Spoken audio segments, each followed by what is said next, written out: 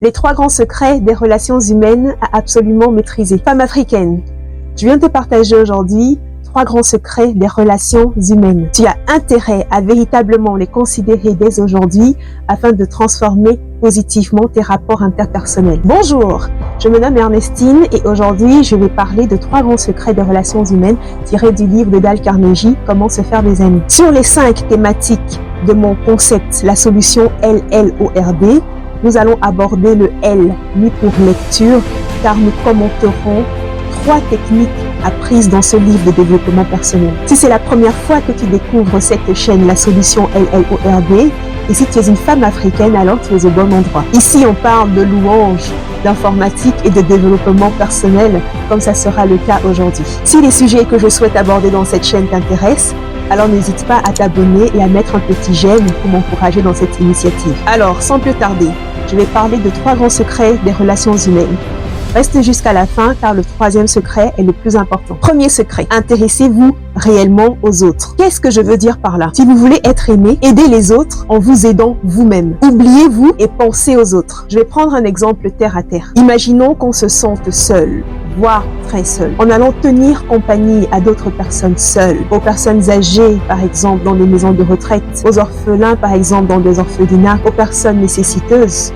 En leur procurant sincèrement du réconfort, on s'aide sans s'en rendre compte. Le fait de donner de l'argent, par exemple, à une personne qui est dans le besoin, alors que soi-même, on n'en a pas suffisamment, cette action appelle la faveur divine dans sa vie. Il faut aimer son prochain, donc l'aider pour s'attirer les grâces de Dieu. Il faut accorder de l'intérêt aux autres, peu importe leur statut. Même les personnes apparemment sans importance, les videurs de poubelles par exemple, les personnes que le monde sous-estime, même à ces personnes, il faut accorder le même intérêt qu'aux personnes haut placées dans la société. Ne craignons pas de nous donner de la peine, d'accomplir des choses qui exigent du temps, de la réflexion, des efforts et de l'abnégation pour les autres. C'est une réelle marque d'affection qui attire l'amitié et la sympathie. Car plus on s'intéresse aux autres, plus ils s'intéressent à nous et peuvent même nous ouvrir des portes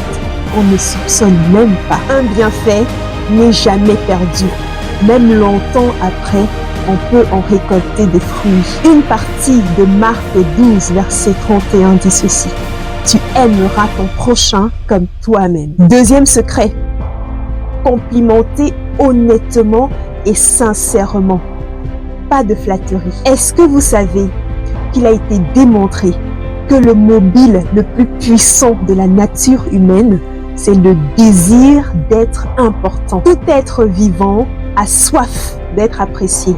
Dans le livre, on parle de soif, c'est-à-dire que c'est un désir profond de se sentir grand, d'être important, d'être reconnu. Certains, inconsciemment ou non, assouvissent ce désir dans des achats de luxe, de grosses voitures, de gigantesques maisons, dans des fréquentations de milieux huppés, afin d'imposer le respect et leur importance dans la société. Sans cette reconnaissance, certaines personnes peuvent sombrer et dans le pire des cas, en mourir. Tout ça pour dire que l'être humain a besoin de se sentir valorisé, et ceci dès le bas âge. C'est en encourageant l'individu qu'on révèle et qu'on développe ses meilleurs dons. Il existe certaines personnes qui ont déformé cette phrase, qui aiment bien, châtient bien, et qui se cramponnent à l'idée de punir, châtier, gronder, faire des remarques intempestives sur ce qui ne va pas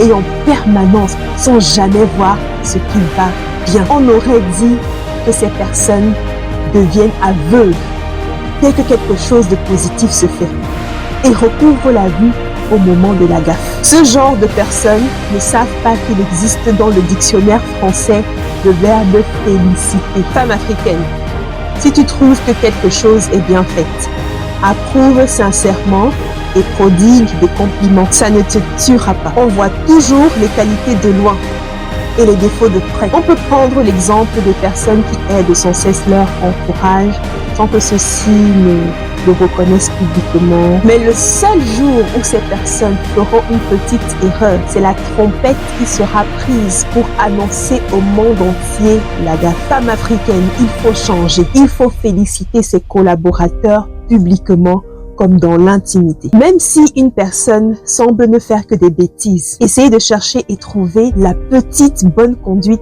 à louer. Dans le livre, il est dit qu'une des raisons qui pourrait pousser un couple à se séparer pourrait bien être l'indifférence. Un grand acteur disait: rien ne m'est plus nécessaire que les applaudissements pour alimenter ma propre estime. Ne négligeons plus les bonnes paroles.